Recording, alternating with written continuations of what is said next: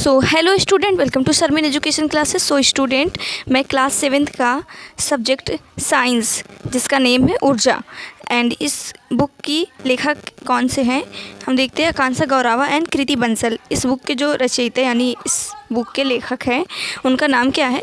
Akanksha Gaurava and Kriti Bansal. Okay student, so student हम class 7th का lesson number 1 आज start करेंगे। ओके सो स्टूडेंट, हम देखते हैं कि क्लास 7th का लेसन नंबर 1 जिसका नाम है पादपों में पोषण। पिछली कक्षा में आप पढ़ चुके हैं कि कार्बोहाइड्रेट, प्रोटीन, वसा, विटामिन एवं खनिज भोजन के घटक हैं। भोजन के ये सभी घटक हमारे शरीर के लिए अत्यंत आवश्यक है। इन घटकों को पोषक तत्व कहते हैं। यानी कि जब हम भोजन करते हैं ना, तो उस भोजन में हमें कई प्रकार के पोषक तत्व मिलते हैं, जैसे कि कार्बोहाइड्रेट, प्रोटीन है, वसा है, विटामिन है, खनिज लवण है, विटामिन ई है, विटामिन सी, विटामिन B12। इस तरह से काफ़ी सारी हमें पोषक तत्व मिलते हैं जो हमारे शरीर को पोषक तत्वों के थ्रू हमारे शरीर में क्या होते हैं, काफ़ी ऊर्जा प्रदान करते हैं। ओके, तो हम देख सकते हैं नेक्स्ट है, सभी जीवों को भोजन की आवश्यकता होती है। पौधे पादप अपना भोजन स्वयं बना सकते हैं। मानव सहित कोई भी जीव अपना भोजन स्वयं नहीं बना सकता। वे पौधे अथवा उन्हें ग्रहण करने वाले जंतुओं से अपना भोजन प्राप्त करते हैं। अतः मानव और अन्य सभी जीव प्रत्यक्ष या अपरोक्ष रूप से पौधे पर निर्भर करते हैं। ओके स्टूडेंट, यानी कि हम देख सकते हैं कि जो पेड़ पौधे होते हैं ना, वो अपना भोजन स्वयं बनाते हैं, राइट। बट कुछ ऐसे पौधे, कुछ ऐसे जीव जंतु हैं जो अपना भोजन नहीं बना सकते, ठीक है ना। जैसे कि हम मनुष्य हैं और बहुत सारे जानवर भी हैं जो अपना भोजन स्वयं से नहीं बना सकते। क्यों? रीज़न क्या है? क्योंकि जो मतलब हम तो पौधे पर निर्भर हैं। जब तक अनाज नहीं होगा तब तक हम कैसे भोजन कर सकते हैं? All right, okay. तो नेक्स्ट रीडिंग हमारी है पोषण। तो जंतुओं एवं पौधों के भोजन लेने की प्रक्रिया जो उन्हें कार्य करने के लिए ऊर्जा प्रदान करती है, वृद्धि में सहायता करती है तथा उन्हें स्वस्थ रखती है, पोषण कहलाती है। ओके, यानी कि जो जंतुओं एवं पौधे में भोजन लेने की जो प्रक्रियाएं होती हैं, जिनसे ऊर्जा प्रदान करती है, वृद्धि में सहायता करती है, ठीक है ना, तथा उन्हें विभिन्न जीवन प्रक्रियाओं में संचालन के लिए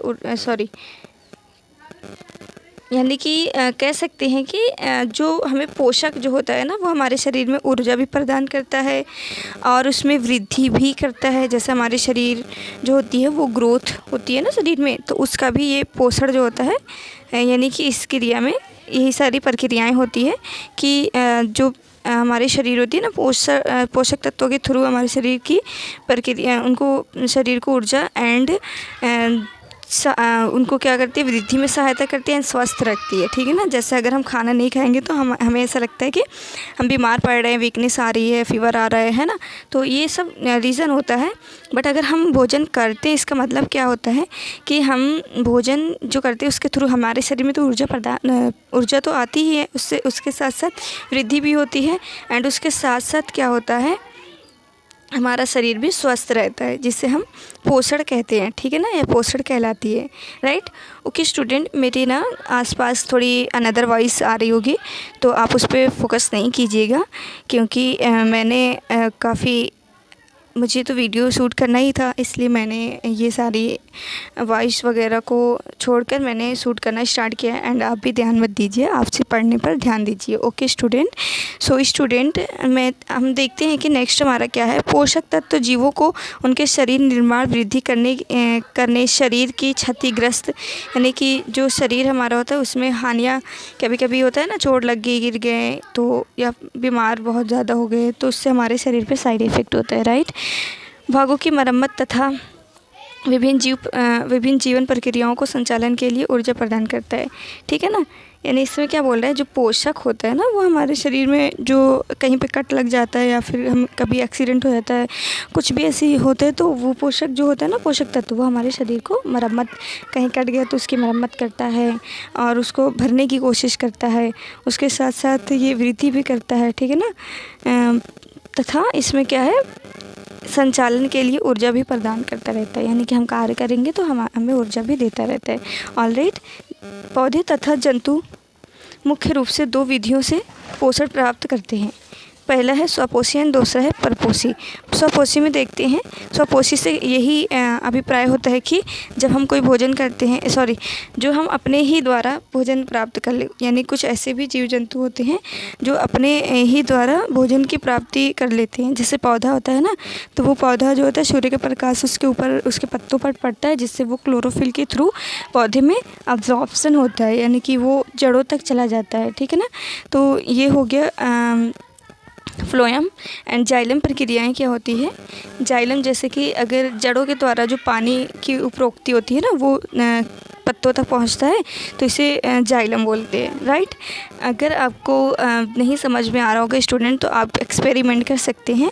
फूड कलर लेकर एक छोटा सा ग्लास लेंगे एंड ग्लास में थोड़ा उसमें 1 गिलास जल लेकर उसमें थोड़ा फूड कलर को ऐड करेंगे एंड उसमें कोई प्लांट जो जिसका तना रेशेदार ज़्यादा हो, ठीक है ना, उस प्लांट को थोड़ा सा नीचे से कलम जैसी कट करके उसमें डालकर 24 घंटे के अंदर अंदर आप देखेंगे ना तो आपको जाइलम की प्रक्रियाएं समझ में आ जाएगी। एंड प्लांट का आधा भाग ग्लास में होना चाहिए एंड ऊपर होना चाहिए आधा। ओके, तो इससे क्या होता है, आपको जाइलम की प्रक्रिया समझ आती है एंड फ्लोएम की भी समझ में आ जाएगी। ओके स्टूडेंट, नेक्स्ट देखते हैं स्वपोषी पोषण। इस प्रकार का पोषण हरे पौधे में पाया जाता है। इस पोषण में पौधे अपना भोजन स्वयं सामान्य अकार्बनिक पदार्थ से बनाते हैं। हरे पौधे अपना भोजन कार्बन डाइऑक्साइड तथा जल से परिहरित तथा सूर्य के प्रकाश की उपस्थिति में बनाते हैं। यानी कि जैसे कि मैंने आपको बताया ना कि जो पौधे होते हैं वो क्या करते हैं, कार्बन डाइऑक्साइड क्या करते हैं, छोड़ते हैं ना, कार्बन डाइऑक्साइड ग्रहण करते हैं एंड परिहरित के थ्रू यानी क्लोरोफिल के थ्रू वो सूर्य की रोशनी को अपने अंदर अब्जॉर्ब करते हैं।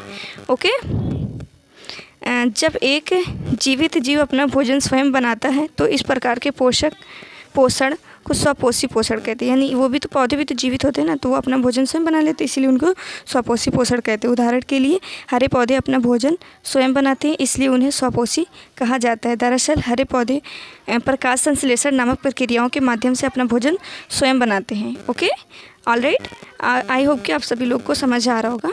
एंड नेक्स्ट हमारी हेडिंग है प्रकाश संश्लेषण। प्रकाश संश्लेषण वह प्रक्रिया होती है जिसमें हरे पौधे अपना भोजन स्वयं बनाते हैं। इस प्रक्रिया में हरे पौधे को 4 चीज़ों की आवश्यकता होती है। पहली क्या चीज़ है, परिहरित। ओके, परिहरित या क्लोरोफिल हम कह सकते हैं। ये पत्तियों में क्या होते हैं, हरे रंजक के रूप में उपस्थित होता है। पत्तियों का हरा रंग परिहरित की उपस्थिति के कारण होता है। यानी कि जो पत्ता हरा हरा दिखता है ना, ऐसे बहुत सारे फ्रूट्स भी हैं, ठीक है ना, कुछ ऐसी सब्जियां भी है जो हरी दिखती है स्टार्टिंग में, जैसे टमाटर, तो उसमें भी क्लोरोफिल होता है। एंड कुछ ऐसे वो भी हैं फ्रूट्स, जैसे एप्पल होता है ना, एप्पल स्टार्टिंग में ग्रीन होता है, तो वो भी क्या होता है, उसमें क्लोरोफिल की उपस्थिति होती है। राइट, लेकिन जैसे ही पक कर लाल होता है उसमें क्लोरोप्लास्ट पाया जाता है। ओके, तो नेक्स्ट देखते हैं, यह क्लोरोप्लास्ट नामक विशेष कोशिकाओं में उपस्थित होता है।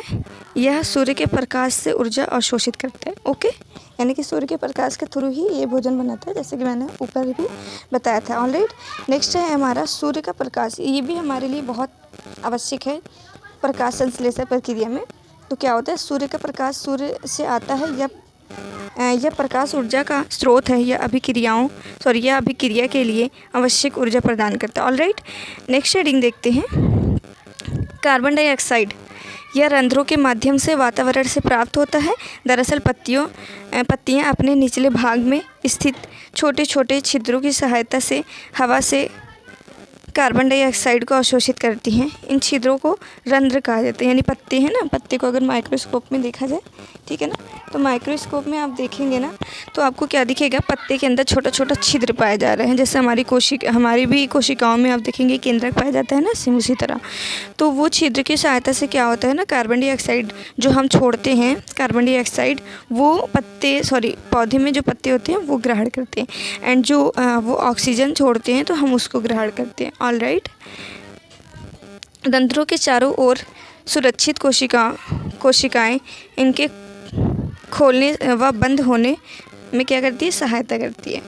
ओके स्टूडेंट, यानी कि ये कार्बन डाइऑक्साइड की प्रक्रियाएं, जो पत्ते होते हैं ना उसमें छोटे छोटे छिद्र होते हैं, वो छिद्रों के थ्रू वो कार्बन डाइऑक्साइड को ग्रहण करते हैं एंड वो ऑक्सीजन को छोड़ते हैं जो हम ग्रहण करते हैं।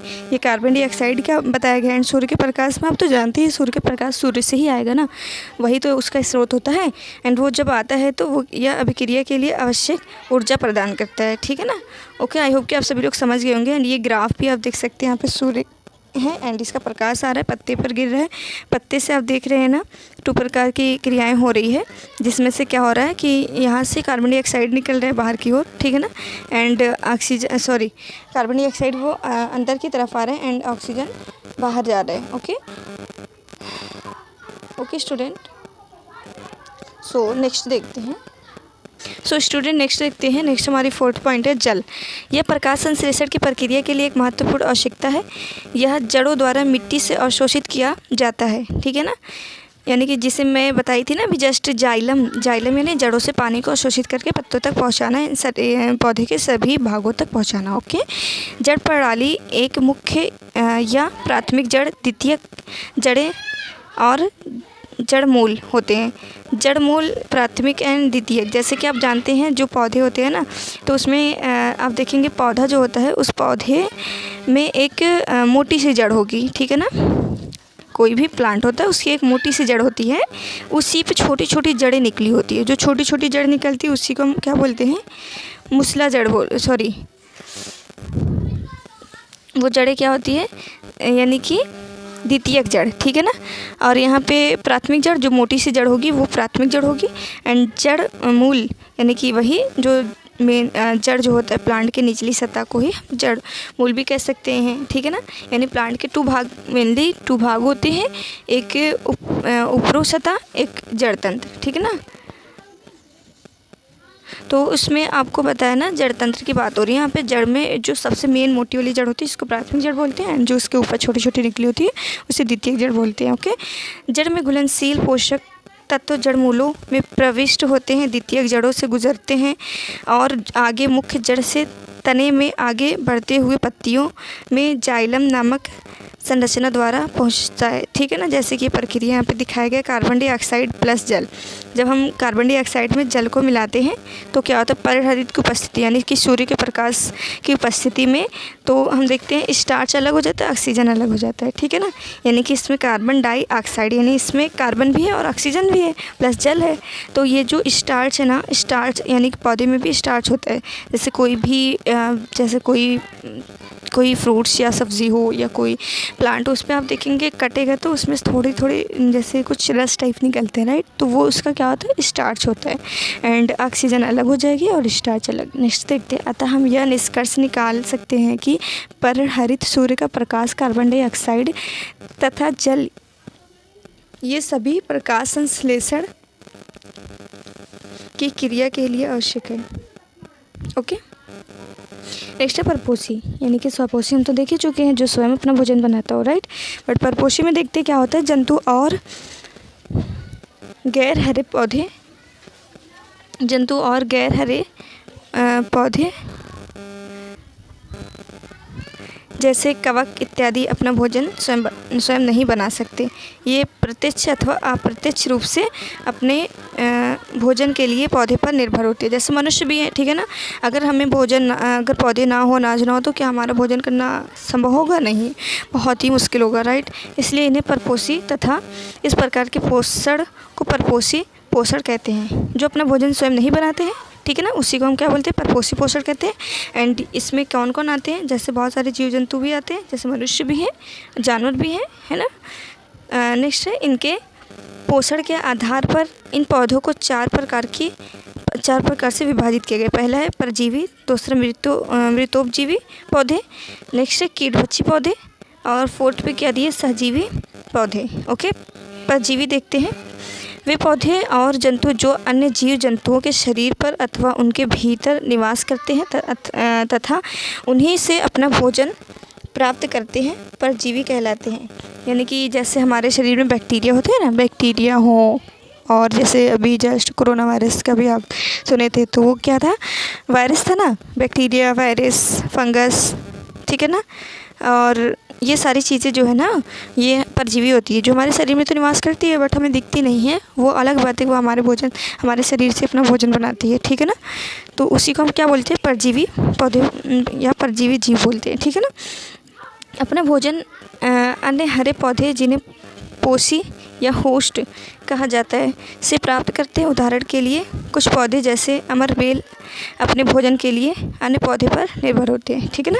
अमरबेल भी एक ऐसा प्लांट है जिससे वो अपना भोजन के लिए दूसरे पर निर्भर होते हैं। कुछ ऐसे प्लांट भी होते हैं जो क्या होते हैं, परपोषी होते हैं, ठीक है ना। नेक्स्ट है मृतोपजीवी पौधे। क्या होते हैं, वे पौधे जो मृत अथवा सड़े गले अकार्बनिक पदार्थों पर निवास करते हैं तथा उन्हीं से अपना भोजन प्राप्त करते हैं। जैसे फंगस होता है ना, फंगाई बोलते हैं उसको, ठीक है ना। तो उसी को क्या फफूंद भी बोलते हैं। जैसे रोटी होती है ना, बहुत पुरानी रोटी हो जाए तो उस पर आप देखेंगे वाइट कलर की परतें, सॉरी वाइट कुछ परतें आ जाती है, उसी को हम बोलते हैं, राइट। और जो सड़े गले पदार्थ होते हैं, भोजन भी कुछ सड़े गले होते हैं ना, उसमें आप देखेंगे तो वो सब पाया जाता है, राइट। उसी को हम बोलते हैं मृतोपजीवी पौधे, ठीक है ना। ठीक है ना, समझ में आ रही है ना बातें। मृतोपजीवी जीव भी होते हैं, मृतोपजीवी पौधे भी होते हैं, ठीक है ना।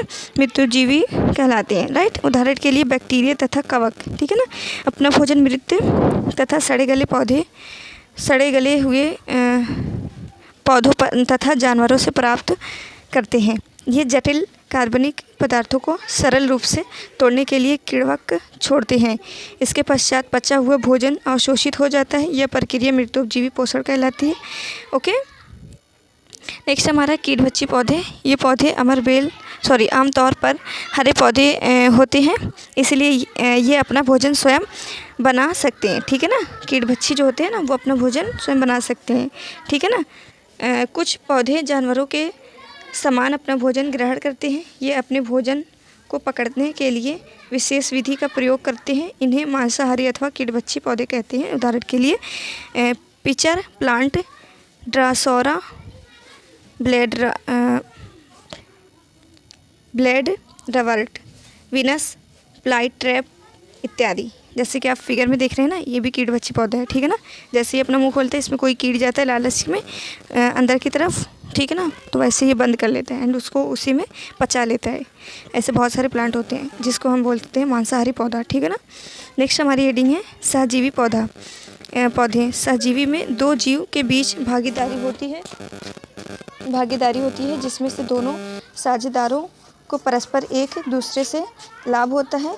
इन जीवों को सहजीवी कहा जाता है। उदाहरण के लिए लाइकेन, एल्गा तथा कवक का एक संयोग है। कवक शैवालों को जल और पोषक तत्व प्रदान करते हैं, जबकि शैवाल कवकों को कार्बनिक खाद्य पदार्थ प्रदान करते हैं। ओके स्टूडेंट, यानी कि इसमें बता रहे कवक शैवाल को क्या करते हैं, जल प्रदान करते हैं, ठीक है ना, बट पोषक तत्व प्रदान करते हैं, ठीक है ना। जबकि शैवाल जो होते हैं कवक को क्या देते हैं, कार्बनिक खाद्य पदार्थ भी प्रदान करते हैं, राइट। इस तरह से इनका जो है चलता रहता है प्रक्रिया, इससे ये जीवित होते हैं। मिट्टी में पोषक तत्वों की आपूर्ति। ओके, तो आपने पढ़ा होगा कि पौधे अपनी वृद्धि एवं विकास के लिए मिट्टी से पोषक तत्वों का अवशोषण करते हैं। पौधे मिट्टी में खनिज तत्वों का अवशोषण करते हैं ताकि फसल अच्छी तरह से विकसित हो सके। इससे मिट्टी में पोषक तत्व की कमी हो जाती है। पोषक तत्व का अवशोषण करते हैं ताकि पोषक तत्व की आपूर्ति प्राकृतिक विधियों से की जाती है। जैसे किसान फसल उगाने के लिए उर्वरक का प्रयोग करते हैं। खाद और उर्वरकों को मिट्टी में मिलाने से इसकी उपजाऊ क्षमता बढ़ती है। उदाहरण के लिए urea, potash, sulphate, potassium, nitrate इत्यादि। ओके स्टूडेंट, नाइट्रेट इत्यादि। पौधों की मुख्य आवश्यकता नाइट्रोजन होती है तथा नाइट्रोजन हवा में उपस्थित होती है। नाइट्रोजन आप तो पता है ना आपको कि ये हवा में उपस्थित पौधे नाइट्रोजन को तरल रूप से लेते हैं। उदाहरण के लिए कवक तथा बैक्टीरिया मृत तथा सड़े गले पदार्थों जैसे मृत पत्तियों, पेड़ की टहनियाँ तथा जानवरों की मृत शरीर को पर क्या करते कार्यशील होते हैं। ओके, यानी कि जो किसान होते हैं ना, वो अपने खेत में बहुत सारे ऐसे जैसे गोबर की खाद बनाते हैं और उनके खेत में जो भी फसल होती है तो उसका जो डंठल वगैरह होता है, अगर वो उसको जलाते नहीं हैं, उसी में छोड़ देते, तो वो धीरे धीरे सड़ते सड़ते वो खाद में बदल जाती है। तो इससे जिससे वो अपने बहुत सारे खाद का भी यूज़ करते हैं, जैसे यूरिया, पोटास, पोटेशियम, नाइट्रेट, ठीक है ना, सुपर फास्फेट है, ठीक है ना। तो ये सारी खाद के द्वारा वो अपनी मिट्टी के उर्वरक क्षमता बढ़ाते हैं, जिससे उनकी फसल अच्छी हो सके। ओके स्टूडेंट, आई होप कि आप सभी लोग को समझ आया होगा क्लास 7 का लेसन नंबर फर्स्ट, एंड मैं आशा करती हूँ कि आप सभी लोग को समझ आया हो, एंड आप खूब मेहनत करिए, इंशाल्लाह आप सभी लोग का रिज़ल्ट बहुत ही अच्छा आएगा। एंड मैं बस लास्ट बात ये है कि अगर हमारी वीडियो आपको पसंद आ रही है तो आप मुझे लाइक कीजिए, सब्सक्राइब कीजिए एंड बेल आइकन को प्रेस कीजिए। ओके स्टूडेंट, तब तक के लिए मैं नेक्स्ट वीडियो लेकर आऊँगी इसका लेसन नंबर 2। तब तक के लिए बाय बाय एंड अल्लाह हाफिज़।